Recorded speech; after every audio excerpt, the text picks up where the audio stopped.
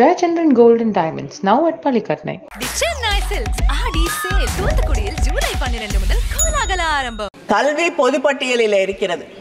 அதற்கான அதிகமாக நிதியை தரக்கூடியவர்கள் நாங்கள். எங்களிடம் இருந்து வரி என்று சொல்லி ஜிஎஸ்டின்னு சொல்லி எங்ககிட்ட இருக்கக்கூடிய நிதியை எல்லாம் வாங்கிக் கொள்கிறீர்கள். ஆனால் எங்களுக்கு மாநிலத்திற்கு தர வேண்டிய கல்விக்காக தர வேண்டிய நிதியை வைத்துக்கொண்டு வழங்க மறுக்கிறீர்கள். இது எப்படி இருக்கிறது என்றால், மணிமேகலையின் கையிலே இருந்த அக்ஷய பாத்திரத்தை பிடுங்கிக் கொண்டு பிச்சை பாத்திரத்தை வழங்கி இருக்கக்கூடிய ஒரு நிலையிலே இன்று மாநில அரசாங்கங்கள் நின்று கொண்டிருக்கிறது. சிலபஸையும் நீங்க தான் உருவாக்குவேன் என்கிறீர்கள். நீங்க உருவாக்கக்கூடிய சிலபஸ் தான் இங்கே இருக்கக்கூடிய கலாச்சாரத்தை, பண்பாட்டை, இந்த நாட்டின் நாகரீகத்தை, அரசியல் வரலாற்றை சொல்லித் தரும் என்கிறீர்கள். நீங்க சொல்லிக் கொடுக்கக்கூடிய அரசியல் வரலாறு என்ன? முகலாய மன்னர்களை பற்றி பேச மாட்டீர்கள். மகாத்மா காந்தி அவர்கள் கொல்லப்பட்டதை பற்றி உங்கள் அரசியல் வரலாறு பேசாது. தமிழ்நாட்டிலே இருக்கக்கூடிய தலைவர்களை பற்றி பேச மாட்டீர்கள். பெரியாரை பற்றி நிச்சயமாக பேச மாட்டீர்கள்.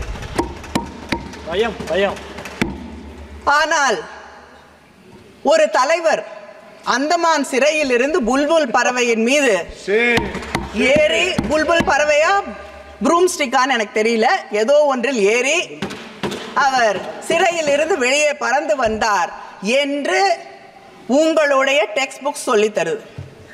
இதுவா சயின்டிபிக் டெம்பர்? இதையா மாணவர்களுக்கு நீங்கள் சொல்லி தருவீர்கள், நாங்கள் ஏற்றுக்கொள்ள வேண்டும்? You are dictating. You are holding us ransom. Shameful. SSA, Samagra Shiksha Abhiyan, Inclusive Education Program என்பது தமிழ்நாட்டு பொறுத்தவரை கிட்ட ஏறத்தாழ 3585 கோடி அதற்காக ஒதுக்கப்பட்டிருக்கிறது. யூனியன் கவர்மெண்ட் காம்பனன்ட் 60%, 2151 கோடி. ஆனால் அந்த 2151 கோடியிலே இன்று வரை, ஜூன் மாதம் வழங்கப்பட வேண்டியது இன்று வரை 500 கோடி முதல் தவணையாக வழங்க வேண்டிய நிதி வழங்கப்படவில்லை. அதற்கு என்ன காரணம்? பிரதமரின் ஸ்ரீ பள்ளிக்கூடங்கள் என்ற ஒரு திட்டம் வழங்கப்பட்டிருக்கிறது. அது PM ஸ்ரீ ஸ்கூல்ஸ். அது கிட்டத்தட்ட புதிய கல்விக் கொள்கையை ஒவ்வொரு மாநிலத்தின் மீதும் திணிக்கக்கூடிய ஒரு திட்டமாக இருக்கிறது. எங்களுடைய முதலமைச்சர் தளபதி அண்ணன் ஸ்டாலின் அவர்கள் இன்று வரை புதிய கல்விக் கொள்கையை தமிழ்நாடு ஏற்றுக்கொள்ளாது என்று திட்டவட்டமாக தெளிவாக தெரிவித்திருக்கிறார்கள். ஆனால் அந்த கொள்கைக்காக இன்று தமிழ்நாட்டிற்கு தரப்பட வேண்டிய 500 கோடியை தர மறுத்து கொண்டிருக்கிறீர்கள். இது எப்படி இருக்கு? எங்க கிட்ட இருந்து பணத்தை வாங்கி வைத்துக்கொண்டு புதிய கல்விக் கொள்கையை நீங்கள் ஏற்றுக்கொண்டால்தான் உங்களுக்கு நிதி வழங்கப்படும் என்றால், நாங்கள் தேர்ந்தெடுக்கப்பட்ட பிரதிநிதிகள் இல்லையா? தமிழ்நாடு அரசாங்கத்தை மக்கள் தேர்ந்தெடுக்கவில்லையா? எங்கள் முதலமைச்சரை மக்கள் தேர்ந்தெடுக்கவில்லையா? நீங்கள் மட்டும்தான் மக்கள் பிரதிநிதிகளா? உங்களுக்கு என்ன உரிமை இருக்கிறது? உங்களுடைய இதே பிரதமர் குஜராத்தின் முதலமைச்சராக இருந்த பொழுது மாநில உரிமைகளுக்காக குரல் கொடுத்துக் கொண்டிருந்தார். இங்கே பிரதமரானவுடன் இன்று மாநிலத்தின் உரிமைகளை பறிக்கக்கூடிய ஒருவராக மாறியிருக்கிறார். எங்களுடைய கல்விக் கொள்கையிலே, எங்களுடைய மக்களுடைய நம்பிக்கையிலே, மக்கள் தேர்ந்தெடுத்திருக்கக்கூடிய அரசாங்கத்தின் உரிமைகளிலே தலையிடுவதற்கு ஒன்றிய அரசாங்கம் யார் என்று நான் கேட்கிறேன். நீங்கள் சொல்லக்கூடிய புதிய கல்விக் கொள்கை, இங்கே பேசியவர்கள் சொன்னார்கள் மும்மொழி கொள்கை என்றால் எங்களுக்கு என்ன தெரியாது, திராவிட முன்னேற்ற கழகம் மொழிக் கொள்கையை வைத்துக்கொண்டு அரசியல் செய்து கொண்டிருக்கிறது, ஏமாற்றுகிறது என்று. நான் கேட்கிறேன், உலகத்திலே வேறு ஏதாவது ஒரு இடத்திலே மொழி போராட்டத்திலே உயிரை தியாகம் செய்த நூற்றுக்கணக்கானவர்கள் எங்கே இருக்கிறார்கள் என்று நீங்கள் காட்ட முடியுமா? உங்களுக்கு தெரியாது. ஏனென்றால் இந்த நாட்டின் விடுதலை போராட்டத்தில் கூட நீங்கள் பங்கேற்றுக் கொள்ளவில்லை. அதனால் உங்களுக்கு தியாகம் என்பது என்னவென்று புரியாது. இங்கே கேந்திரிய வித்யாலயங்கள், உங்களுக்கு உதாரணத்திற்காக நீங்கள் மொழிக் கொள்கையில எப்படி நடந்து கொள்வீர்கள் என்று உங்களுக்கு விளக்குவதற்காக, இங்கே இருக்கக்கூடிய சில பேருக்கு விளக்குவதற்காக நான் சொல்லுகிறேன். கேந்திரிய வித்யாலயங்களிலே அங்கே இருக்கக்கூடிய மாநில மொழியை கற்றுத் தருவோம் என்று சொல்கிறீர்கள். தமிழ்நாட்டில் 45 கேந்திரிய வித்யாக்கள் இருக்கிறது. ஆனால் அதில் நீங்கள் எப்படி தமிழை சொல்லித் தருவீர்கள்?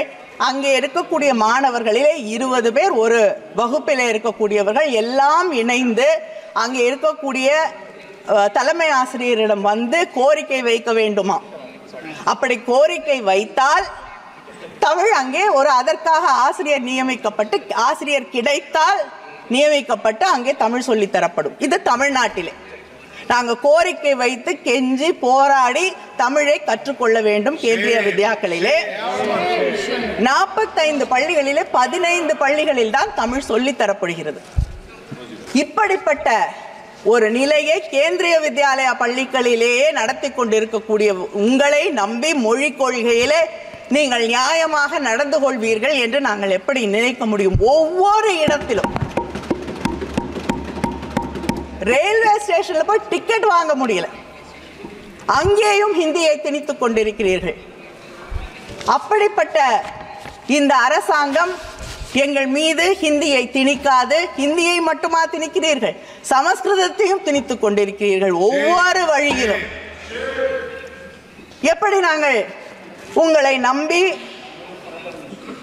மொழிக் கொள்கையிலே நீங்கள் நியாயமாக நடந்து கொள்வீர்கள் என்று நினைக்க முடியும்? அது மட்டும் இல்லை, எங்களுடைய தமிழ்நாட்டு முதலமைச்சர் அவர்கள் காலை உணவு திட்டத்தை கொண்டு வந்திருக்கிறார். கிட்டத்தட்ட 1,14,000 குழந்தைகளுக்கு மேல் காலை உணவு திட்டத்தால் பயன்பட்டு கொண்டிருக்கிறார்கள். மதிய உணவு திட்டத்தை கொண்டு வந்ததும் தமிழகம் என்ற பெருமையை நாங்கள் தனையும் என்று சொல்லிக் கொள்வோம். ஆனால் PM போஷான் என்ற திட்டம் நாடு முழுவதும் இருக்கக்கூடிய இந்த திட்டத்திற்கு இந்த அரசாங்கம் அந்த திட்டத்திற்கான மதிப்பீடு 11,600 கோடி. அதுல குழந்தைகளுக்கு உணவு தரக்கூடிய திட்டத்திலே நீங்கள் ஒதுக்கீடு செய்திருப்பது 10,000 கோடி. குழந்தைகளுக்கு உணவு தரக்கூடிய இந்த PM போஷான் திட்டத்திற்கு கூட போதிய நிதியை ஒதுக்க முடியாத நீங்கள் எங்களுக்கு கல்வியை பற்றி சொல்லித் தருகிறீர்கள். நாங்கள் அதற்கு தலைவணங்கி ஏற்றுக்கொள்ள வேண்டும். அதே போல நான் எடுக்கப்பட்டிருக்கக்கூடிய ஒரு நேஷனல் சாம்பிள் சர்வேல இந்த நாட்டிலே அதிகமாக பெண் குழந்தைகள் பள்ளியிலிருந்து நிறுத்தப்படுவதற்கு காரணம் அவர்கள் வீட்டு வேலைகளை செய்ய இருப்பதால்.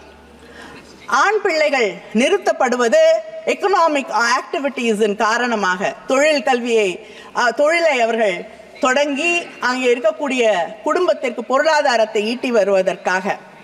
இந்த புதிய கல்விக் கொள்கையிலே நீங்கள் விஸ்வகர்மா என்ற திட்டத்தை கொண்டு வந்து இந்த பிள்ளைகளை படிக்கக்கூடிய வாய்ப்புகளை எல்லாம் மறுத்து வழி வழியாக எந்த குலக்கல்வியை திராவிட முன்னேற்ற கழகமும் திராவிட இயக்கமும் எதிர்க்கிறதோ அதே கல்வியை கொண்டு வந்து எங்கள் பிள்ளைகளின் படிப்பை, எதிர்காலத்தை நாசமாக்க துடித்துக் கொண்டிருக்கக்கூடிய அந்த புதிய கல்விக் கொள்கையை எங்களால் எப்படி ஏற்றுக்கொள்ள முடியும்?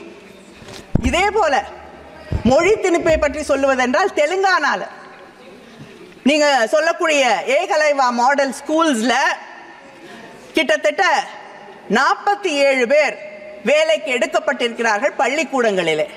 அதிலே 44 பேர் ஹரியானாவில் வந்திருக்கிறார்கள், தெலுங்கானாவில் இருக்கக்கூடிய பள்ளிகளிலே கல்வி சொல்லிக் கொடுப்பதற்காக. எப்படி படிப்பாங்க அந்த பிள்ளைகள்? இப்படி புதிய கல்விக் கொள்கையின் வழியாக இந்த பள்ளிகளிலே இருக்கக்கூடிய அந்த ட்ரைபல் ஸ்கூல்ஸ்ல இருக்கக்கூடிய மாணவர்களின் கல்வியை கெடுப்பதற்கான ஒரு வழிவகையை உருவாக்கி கொண்டிருக்கிறீர்களே தவிர அவர்களை காப்பாற்றுவதற்காக அவர்கள் எதிர்காலத்தை பற்றி கவலைப்படக்கூடிய ஒரு திட்டத்தை நீங்கள் உருவாக்கவில்லை. அதே போல் ஹையர் எஜுகேஷன், ஒவ்வொரு ஆண்டும் உயர்கல்வியிலே நீங்கள் ஒதுக்க வேண்டிய நிதியை குறைத்துக் கொண்டே இருக்கிறீர்கள்.